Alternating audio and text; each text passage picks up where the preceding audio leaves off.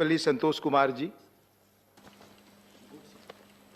Thank you, Deputy Chairman, sir, for giving me this opportunity to speak on appropriation bills together for consideration and return.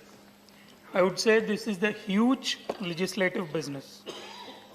The discussion, including 79 grants and appropriations, it is a part of gross additional spending estimated 6.28 trillion after accounting for 2.15 trillion of savings and reallocation from ministries' underutilized funds. If one looks into cash outgo, rupees 64,598 crores is for enhanced expenditure for fertilizer subsidy under Atmanirbhar Abhiyan. Against the background of ongoing farmers' agitation, it is not surprising that the union budget has not proposed any radical reforms of the existing fertilizer subsidy regime. In fact, the budget presented by Finance Minister, a backdrop of COVID pandemic. COVID has seriously impacted not only lives but livelihood across the world, and India has no exception. The House must agree that how Finance Minister grappled unprecedented situation is praiseworthy. So all kudos to Honorable Finance Minister. Our GDP growth is steadily decreased from 8.1% in last quarter of 2017-18 to 3.1% in last quarter of 2019 and 20. The Indian economy is expected to sink further 8% during 2021. But the positive aspect is that we have been able to bounce back in the third quarter of 2021. The only way a union government could support additional expenditure on healthcare and other essential expenditures aimed at job creation like Manrega, free distribution of food grains, etc., was through borrowing an additional amount of 10.52 lakh crores. This has led to a historical high fiscal deficit of 9.5% against expected deficit of 6.8 of GDP 2021. To this extent, union government acted swiftly to avoid further damage to economy. So I congratulate the government, particularly Srimati Nirmala Sitharamanji, for this.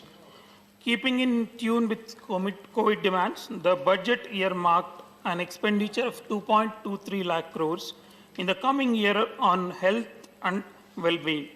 This is 137% increase from last year.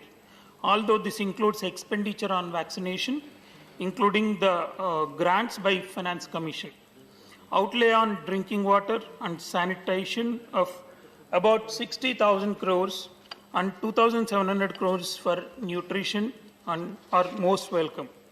The appropriation bill includes defense services. The capital outlay for armed forces was increased by nearly 19%, with total outlay of 4.78 lakh crores. With our standoff with China, the government keeps it pursue strings loose for defense expenditure despite of pandemic. And sir, if you look into capital expenditure on road transport and highway is equally high and noteworthy of 1.80 lakh crores. Yeah. Sir, with all said and done, the areas of concern are lower provisioning of social sector schemes such as Manrega. It has decreased to 1.1 lakh crores to 73,000 crores.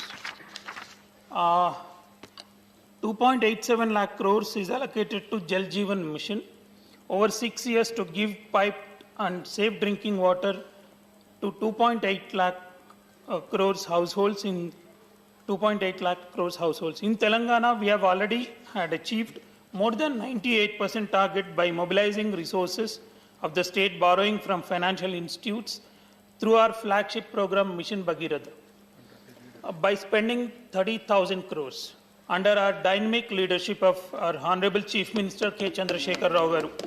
Mission Bhagiratha has become role model to the country and inspiration for Jal Jeevan Mission.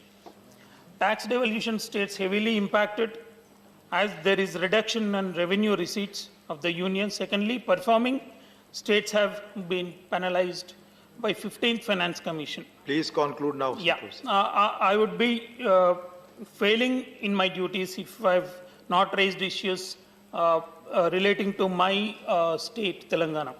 There were a lot of expectations from Government of India would give a special package of 25,105 crores under various heads. It is expected that Centre will compensate state under Jal Jeevan Mission for completing Mission Bhagiratha.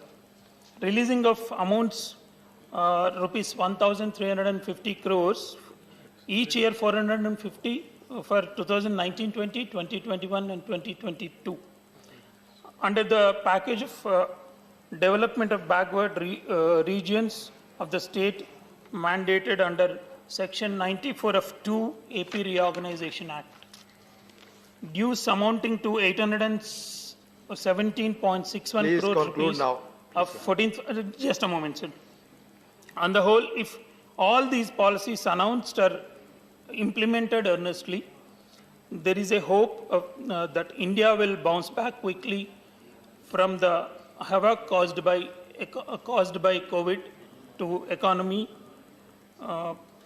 With these words, I support the proposal of Honorable Finance Minister and commend the bill to be returned. Thank you.